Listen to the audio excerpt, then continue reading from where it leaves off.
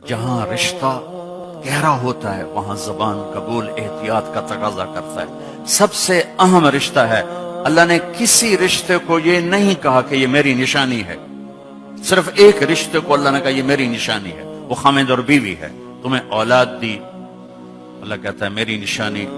تمہیں ماں باپ کے، اللہ کہتا ہے میری نشانی۔ ایسے نہیں، صرف ایک رشتہ، من آیاتہ،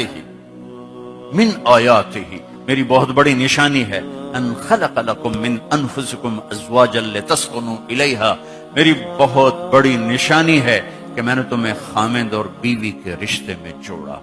یہاں زبان کا بول بہت احتیاط کو چاہتا، بہت احتیاط، چونکہ گھر جب بنتا ہے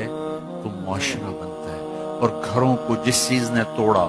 یہ زبان ہے، قوم کو جس چیز نے توڑا یہ زبان ہے، معاشرے کو جس چیز نے توڑا وہ یہ زبان ہے، بھائی کو بھائی سے توڑ دیا وہ یہ زبان ہے، دوست کو دوست کا دشمن بنایا وہ یہ زبان ہے، رشتے سفید ہو گئے وہ یہ زبان ہے،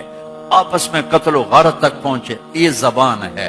زبان جس کی قابو میں آ گئی، اس لیے میرے نبی نے کہا میرے پورے دین کا خلاصہ ہے زبان قابو میں رکھ۔ محبت کا بول بولنا سیکھیں بھائیو، جیسے نماز نہیں سیکھتے، روزہ سیکھتے، حج سیکھتے، زکوٰۃ سیکھتے، یہ ماں باپ کے ذمہ ہے، میرے ذمہ ہے کہ میں سیکھوں کہ میں ایسا بول کیسا بولوں کہ میں کسی کا دل نہ توڑوں، کسی کی دل آزاری نہ ہو، کسی کو میری وجہ سے دکھ نہ پہنچے۔ ایک صحابی ہیں ابو دجانہ، فرماتے ہیں لوگوں میرے پاس بخشش کا سب سے بڑا عمل صرف ایک، حالانکہ وہ بدر میں شریک ہوئے اور بدر سے لے کر آخری حج تک اپنے نبی کے ساتھ ساتھ رہے، ایسے صحابہ 200-250 سے زیادہ نہیں ہیں، لیکن وہ فرماتے ہیں لوگوں میرے پاس بخشش کا سب سے بڑا عمل ایک ہے کہ میں نے اپنی زبان سے کبھی کسی کو تکلیف نہیں پہنچا، اور میرے دل میں کسی کے بارے میں کوئی نفرت نہیں۔ میرے بھائی بہنوں، آپ ایک دور دراز ملک میں پہنچ چکے ہیں، آپس کی امت بن کے چلنا ہے تو معاف کرنا سیکھنا ہوگا، درگزر کرنا سیکھنا ہوگا، زبان کا بول میٹھا بنانا ہوگا، گھر سے غیبت کو نکالیں، طنز طانے کو نکالیں، کوئی شدت کمی بیشی ہو تو صبر کر جائیں، برداشت کر جائیں، اس کی ٹھنڈک اور محبت کو آپ ساری زندگی محسوس فرمائیں۔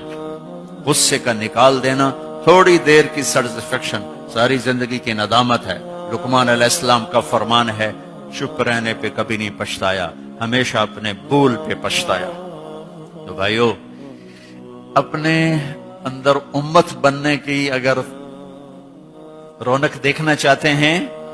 تو یہ زبان کا بول، زبان کا بول، زبان کا بول، اسے میٹھا بنانے کی کوشش کرو، اسے درگزر کرنے کی کوشش کرو،